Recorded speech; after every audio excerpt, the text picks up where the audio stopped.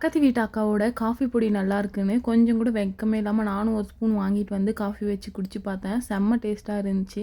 எனக்கு இந்த மாதிரி காஃபியெல்லாம் ரொம்ப பிடிக்கும். காலையில் பாப்பாவுக்கு பிரேக்ஃபாஸ்ட்டாக வந்துட்டு மாதுளம்பழத்தை தான் உரிச்சு கொடுத்துட்டேன். ஏன்னா நாங்கள் 2 பேரும் எழுந்ததே லேட்டு. ஸோ எழுந்தவொடனே எல்லா வேலையும் பட்டு முடிச்சுட்டு அப்புறம் அவளுக்கு பிரேக்ஃபாஸ்ட் செஞ்சு கொடுக்கலான்னு சொல்லிட்டு ஸ்டார்ட் பண்ணிட்டேன்.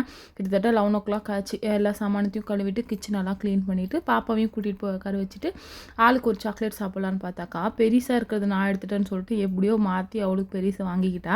இன்றைக்கி வந்துட்டு அவளுக்கு முட்டை போட்டு ஆம்லேட் தான் செஞ்சு கொடுக்க போகிறேன். இந்த ஒரு அக்கா பண்ணுவாங்க, அவங்களோட சில்ட்ரன்ஸ் காலையில் எப்படி பிரேக்ஃபாஸ்ட் பண்ணுறதுன்னு சொல்லிட்டு அதில் இந்த ரெசிபி பார்த்தேன். ஸோ ஒரு 4 முட்டையை உடிச்சு ஊற்றிக்கிட்டு கேரட்டு வெங்காயம் எல்லாம் போட்டுக்கிட்டேன். பச்சை மிளகா போடல, ரீசன் பாப்பாவோட வாய்க்கு அடுப்பட்டுச்சுன்னா என்ன பண்ணுறதுன்னு சொல்லிட்டு வழி இல்லை. ஸோ அதனால் அது போடல. ஸோ வெங்காயம் கேரட் எல்லாம் நல்லா போட்டு தேவையான அளவு உப்பு, மிளகாத்தூள், கொஞ்சமாக வந்து சீரகத்தூளெல்லாம் போட்டு நல்லா அடிச்சுக்கிட்டு பேனில் அவளுக்கு ஒன்று எனக்கு ஒன்று ஊற்றி சாப்பிட்டேன். டேஸ்ட்டு செம்மையாக இருந்துச்சு. ஒரு பயம் இருந்துச்சு எங்கே கேரட் வேகாமல் போயிடுமோன்னு சொல்லிட்டு. பட் எல்லாமே குக் ஆகி செம்ம டேஸ்ட்டாக வந்துருந்துச்சு. வெறும் ஒரு ஆம்லேட் வந்து ரொம்ப ஃபில்லிங்காக இருந்துச்சு. ட்ரை பண்ணி பாருங்கள் மறக்காமல்.